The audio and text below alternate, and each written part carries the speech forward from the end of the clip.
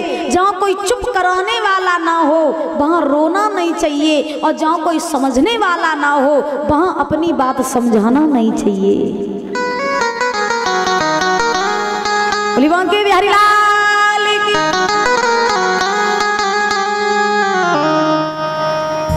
वैसे माताओं को मायका हम ये बात जानते हैं कि इन्हें ज्यादा प्यारा होता है। कैसे प्यारा होता दादा, हम आपको एक बात और बताएं।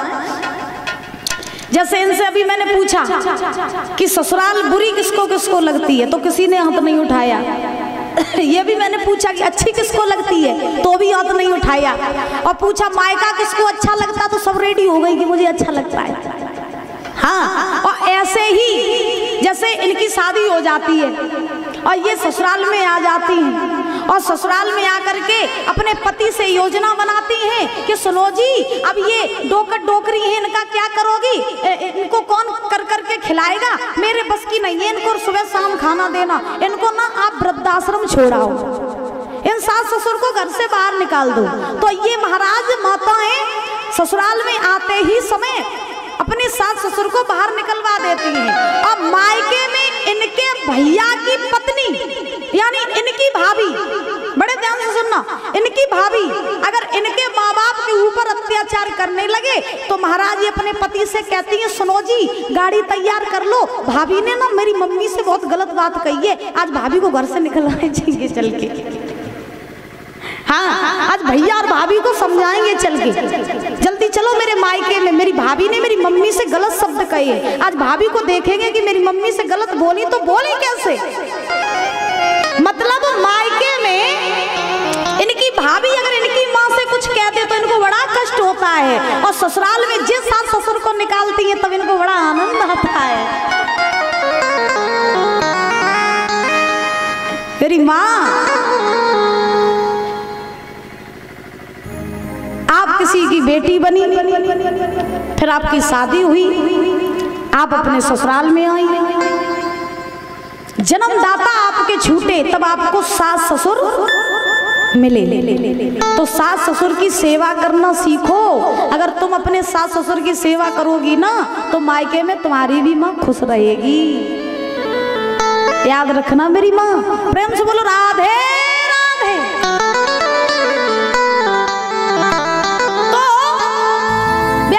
श्री सुखदेव जी महाराज समझा रहे हैं, हे राजन परीक्षित, आज महाराज भोले बाबा ने सती को बहुत रोका कि सती मेरी बात मानो, तुम बिना बुलाए न जाओ। सती जी नहीं मानी, बोले नहीं नहीं प्रभु मैं जाऊंगी। भोले बाबा ने कहा ठीक है कोई बात नहीं, ना मानो चली जाओ। तो सती जी आज चली हैं।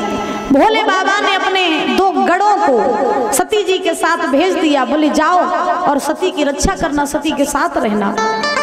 चले हैं भैया, सती चली, चलते चलते पहुंची अपने पिता दक्ष के यहाँ, वहीं जहाँ यज्ञ चल रहा था। जैसे ही दक्ष के यहाँ पर सती जी पहुंची तो पहुंचने के बाद में महाराज आज सती की बहनों ने सती को देखा तो मुंह फेर लिया और महाराज हंस हंस के कहने लगी, देखो बहना बिना बुलाए मेहमान चले आए, इनको तो किसी ने बुलाया भी नहीं, बुलाने की छोड़ो इनको तो किसी ने पूछा भी नहीं है, फिर भी ये बिना बुलाए चली आई। सती नहीं बोली, महाराज सती की बहनें नहीं बोली सती जी से। सती आगे बढ़ी, अपनी माँ के पास पहुंची। तो महाराज बच्चे कैसे भी हो, माँ को तो बहुत प्यारे होते हैं, चाहे लड़का हो चाहे लड़की हो, बच्चे कितने भी अत्याचारी क्यों ना हो, माँ फिर भी अपने बच्चों को नहीं छोड़ती है। हाँ, एक बार बाप का बैर बच्चों से हो सकता है, एक बार बाप अपने बच्चों को छोड़ के जा सकता है, लेकिन माँ कभी अपने बच्चों को न तो छोड़ सकती है न और न माँ अपने बच्चों के बिना रह सकती है। सती अपनी मैया के पास पहुंची तो मैया ने अपने कलेजे से लगा लिया। सती मैया के गले से लग के रोने लगी, बोली माँ आज मैं इतने दिनों के बाद यहाँ आई हूँ और मेरी बहनों ने मुझे देख करके मुंह फेर लिया, माँ मुझसे कोई भूल हो गई क्या? तो सती की माँ जो है वो सती को समझा रही है, नहीं नहीं बेटा तो तुझसे कोई भूल नहीं हुई, वो तो तेरे पिता तुझे बुलाना भूल गए थे इसलिए तेरी बहनें तेरा मजाक बना रही, कोई बात नहीं, चल तुझे हम यज्ञ में लेकर के चलें। तो आज मैया सती जो है अपनी माँ के साथ चली, यज्ञ में पहुंची। जैसे यज्ञशाला में पहुंची, क्या देखा, यज्ञ चल रहा है, सभी देवी देवता अपने अपने स्थान पर बैठे हैं, सब बड़े आनंद ले रहे हैं महाराज यज्ञ का। लेकिन उस सभा में कहीं भी स्थान भोले बाबा का और सती का नहीं है। जब सती और भोले बाबा का कहीं स्थान नहीं है तो सती ने देखा बाजी वाह अनर्थ हो गया। इस सभा में सारे देवी देवता अपने स्थान पे बैठे हैं, लेकिन कहीं भी मेरे पति का स्थान दिखाई नहीं दे रहा है। इसका मतलब ये है कि मेरे भोले बाबा ने मुझे सही समझाया था कि सती बिना बुलाए जाओगी, सम्मान नहीं पाओगी। और वही हुआ कि आज मैंने अपने पति भोले बाबा की बात नहीं मानी और मैं उनकी बात ना मान करके यहाँ तक चली आई। और यहाँ मैं देख रही हूँ कि मेरे पति का कहीं स्थान ही नहीं है। मेरे बाप ने मेरे पति का अपमान किया। सती को ऐसा लगा जैसे किसी ने वज्र फेंक के मारा हो। सती आज भाई बैठ करके रोने लगी। सती सोचने लगी मैंने अपने पति की बात नहीं मानी, अब मैं अपने पति के पास कैसे जाऊंगी, कैसे मुंह दिखाऊंगी। उनकी बात न मान के बहुत बड़ी गलती कर दी मैंने। दक्ष ने सती को देखा, मुंह फेर लिया। दक्ष अपनी बेटी से नहीं बोला। सती ने देखा कि पिता भी हमसे नहीं बोल रहा और मेरे पति का कहीं स्थान नहीं, बहुत बड़ा अपमान किया मेरे बाप ने मेरे भोले बाबा का। मैं लौट के अपने पति के पास अब मुंह नहीं दिखाऊंगी जाके। धन्य है वो नारी जो महाराज अपने पति के लिए ही जीती है और अपने पति के लिए ही मरती है। ऐसी पतिव्रता आज के कलयुग में कहां देखने को मिल रही है महाराज। आज के जमाने में कोई पतिव्रता नहीं रही। 100% में तो 5% पतिव्रताएं होंगी जो अपने पति की ढंग से सेवा करती होंगी, अपने पति को ढंग से परमेश्वर मानती होंगी ना महाराज। आज के जमाने में तो पति पत्नी का भी प्रेम पैसा तक है। हाँ, पति के पास पैसा रहता है तब तक खूब प्रेम करती हैं। पति जब तक रेस्टोरेंट लिवा जाता है तब तक खूब प्रेम करती हैं और खूब मन की पति करता है तब तक महाराज खूब प्रसन्न रहती हैं। और पति के ऊपर गरीबी आ जाए तो छोड़ के चली जाती हैं। ऐसी ऐसी पतिव्रताओं को मैंने देखा कि पति के पास पैसा रहा तब तक प्रेम किया, पैसा नहीं रहा तो छोड़ के चली गई। हाँ, अब पति चाहे भाड़ में जाए चाहे कहीं भी जाए कोई मतलब नहीं। कलयुग में ऐसी ऐसी पतिव्रताएं हैं, बताओ। अच्छा, यहाँ कितनी ऐसी माताएं हैं जो अपने पति के पैर छूती हैं सुबह उठ। हाथ उठाओ, देखो शर्मा रही है, एक दूसरे के मुंह की तरफ देख रही हैं। उठाओ आप, कोई नहीं। बताओ साहब, ये है पतिव्रता है। अच्छा, कौन कौन अपने पति की बात मानते हैं? हाथ उठाओ।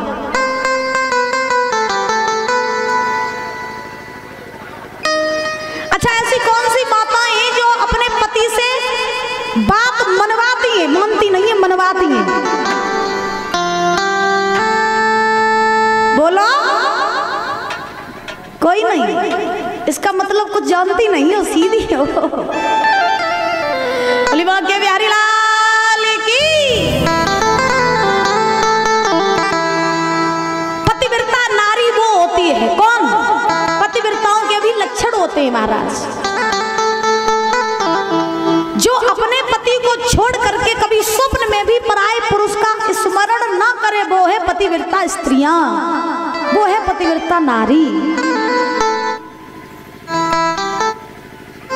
जो अपने पति के लिए ही जिए और अपने पति के लिए ही मरे, वो है पतिव्रता नारी। अपने पति की हर बात को माने, वो है पतिव्रता नारी। जो अपने पति को परमेश्वर की तरह पूजे, वो है पतिव्रता नारी।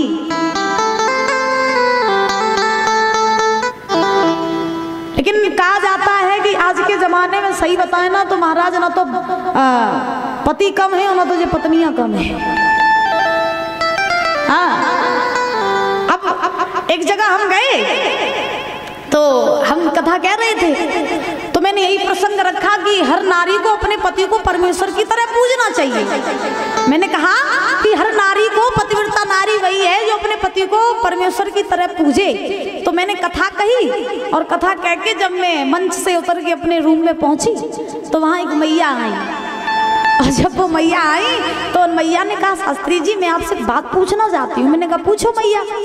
तो वो मैया बोली आपने तो कह दिया कि पति को परमेश्वर मानो, पति की पूजा करो, लेकिन पति शाम को शराब पी के आता है, लाठी लेके मारता है, तो कब तक उसकी आरती उतारते रहे? कब तक उसकी आरती उतारे? वो उल्टा ही मुझे मारता है लाठी लेकर के सुबह शाम। अब बताओ क्या करें? तो महाराज ऐसा भी नहीं होना चाहिए। अगर पत्नी आपको प्रभु की तरह पूज रही है, भगवान की तरह पूज रही है, तो आपका भी धर्म है कि अपनी पत्नी को हर तरीके का सुख देना, अपने पत्नी के दुख सुख को समझना, अपने पत्नी के दुख को समझना, ये एक पति का धर्म होता है।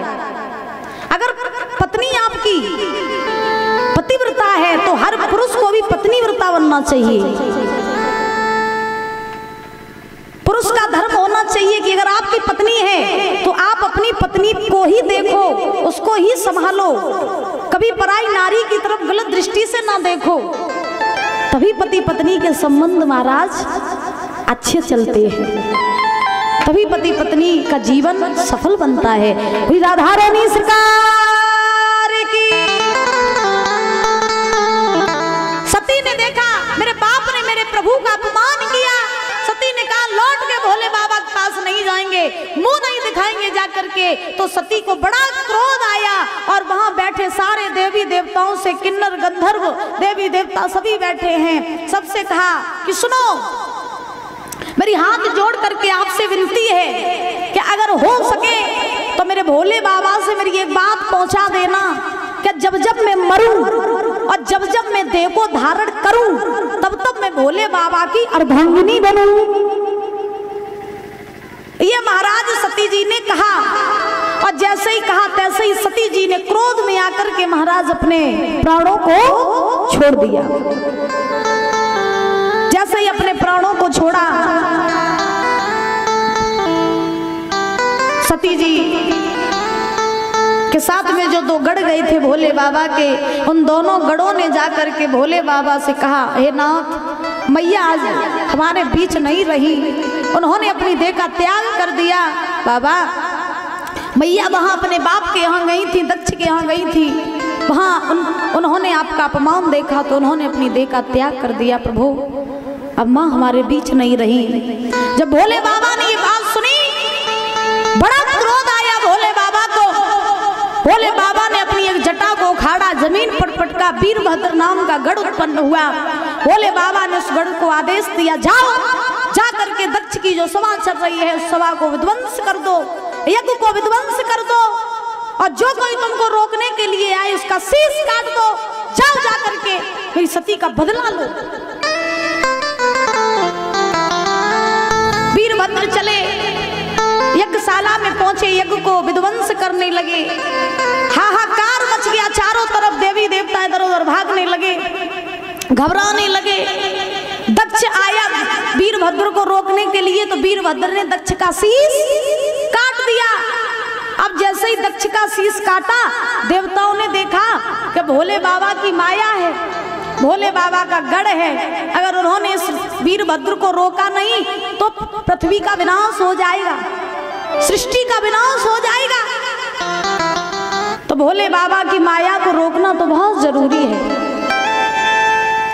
उसी क्षण सारे देवी देवता भोले बाबा की शरण में आए, हाथ जोड़ करके प्रार्थना की नाथ अपनी माया को समेट लीजिए और वीरभद्र को रोक लीजिए, क्योंकि अगर आपने वीरभद्र को रोका नहीं तो सारी सृष्टि का विनाश हो जाएगा। इसलिए नाथ आप मेरी प्रार्थना को सुनिए। सारे देवी देवता प्रार्थना कर रहे भोलेनाथ से कि तेरा सुनो त्रिपुरारी और पे भीड़ पड़ी अतवारी, तेरा सुनो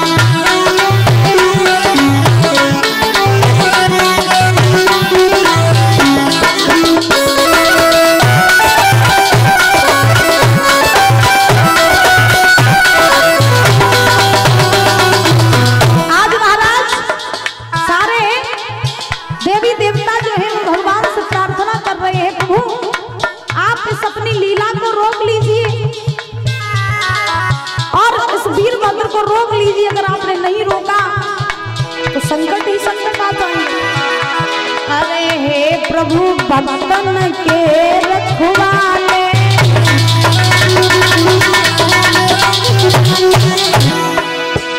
अरे हम सब आए शरण तुम्हारे, तेरा सुनो त्रिपुरारी, मोह पे भीड़ पड़ी अतवारी, तेरा सुनो।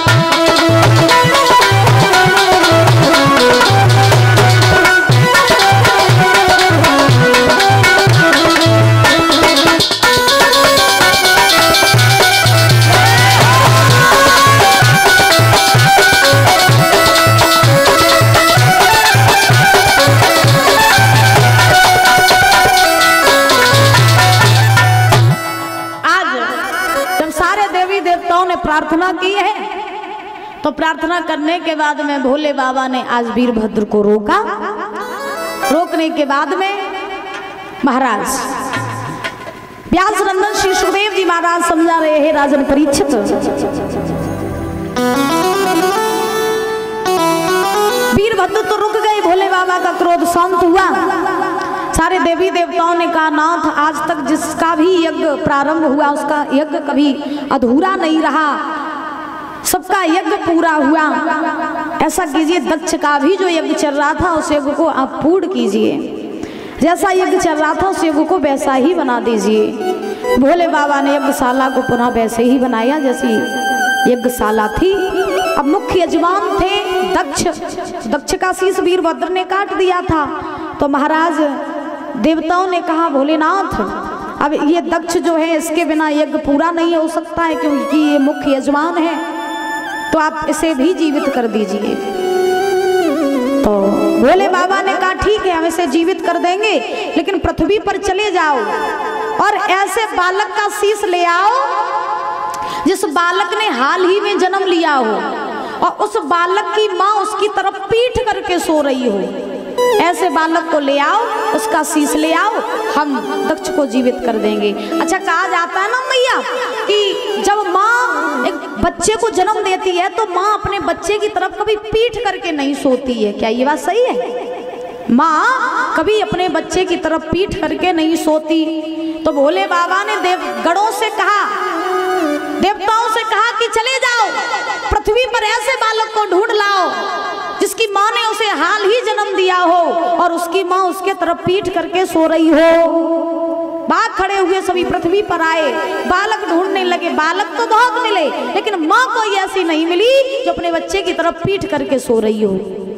अंत में महाराज क्या देखा, एक बकरी ने एक बच्चे को जन्म दिया। वो बकरी जो थी वो महाराज पीड़ा की वजह से अपने बच्चे की तरफ पीठ करके सो रही थी। तो देवताओं ने उस बच्चे को उठा लिया, भोले बाबा के पास ले आए और बकरे का शीश काट करके दक्ष के शीश से जोड़ दिया। और जैसे ही दक्ष के शीश से महाराज वो बकरे का शीश लगा, तैसे ही दक्ष में करता हुआ खड़ा हो गया। बोली भोलेनाथ की। दक्ष ने भोले बाबा की स्तुति की है, बड़े भाव से भोले बाबा से क्षमा याचना की है। भोले बाबा ने दक्ष को क्षमा कर दिया, अपना यज्ञ पूरा किया। अब दक्ष का शीश बकरे का क्यों हुआ था?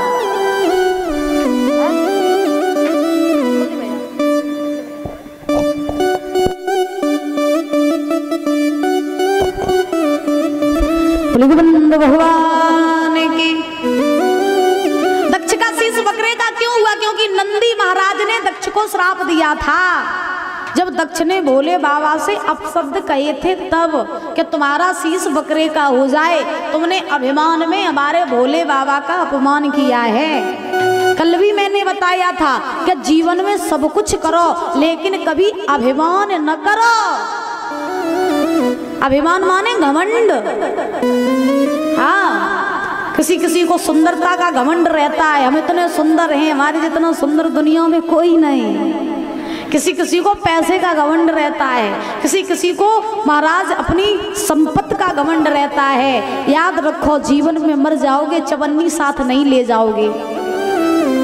साथ अगर जाएगा तो आपके किए हुए अच्छे कर्म, आपका किया हुआ अच्छा व्यवहार और भगवान का किया हुआ भजन, बस यही साथ जाएगा और कुछ भी साथ लेके नहीं जाओगे। इंसान कहता है कि खाली हाथ आए थे और खाली हाथ चले जाएंगे। लोग कहते हैं कि खाली हाथ आए थे और खाली हाथ ही जाएंगे, लेकिन हम कहते हैं कि इंसान अपने कर्म लेके आता है और इंसान अपने पुण्यों को लेकर के जाता है। बोली वहां के बिहारी लाल की। अच्छा व्यवहार करोगे तो मरने के बाद लोग आपको याद करेंगे, अच्छे कर्म करोगे तो आपका दुनिया में नाम रहेगा, और बुरे काम करोगे और मर जाओगे तो यही लोग आपके अर्थी के पीछे चलने वाले यही लोग कहेंगे भैया अच्छा हुआ मर गया, बहुत बुरा आदमी था, बहुत बुरे काम करता था, अच्छा हुआ मर गया, ये आपके पीछे चलने वाले कहेंगे।